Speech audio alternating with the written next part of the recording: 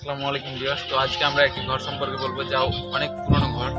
তো এটি ঘর সম্ভবত ফিশারিদের। এই ঘরটি এই ঘরটি বানানো হয়েছে ফিশারিদের জন্য। ফিশারি মানে হচ্ছে নদী সম্পর্কীয় আইনের লোক।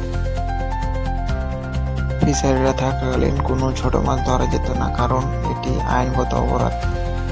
ফিশারিরা যাওয়ার পর ঘরের অবস্থা এবং নদীর অবস্থা অনেক খারাপ। ফিশারিরা যাওয়ার পর জেলেরা ছোট ছোট পোনা মাছগুলো ধরে বিক্রি করে। নদীর মাছগুলো বিলুপ্ত হয়ে যাচ্ছে দিন দিন। আর এই ঘরটা অনেক সুন্দর ছিল। ঘরের চারপাশটা বেড়া বেঁধে ঘেরা ছিল। দরজা জানালা এমনকি অসময় ভালো ছিল।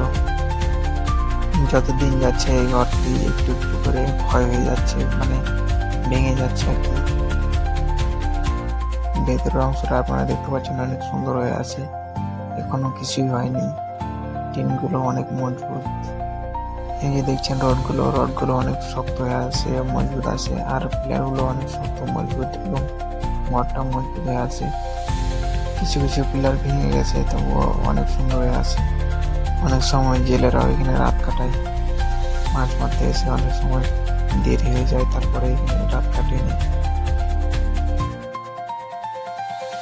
বৃষ্টির সময় ছাগল, মানুষ, কুকুর এবং অন্যান্য প্রাণীদের এখানে আশ্রয় নেয়।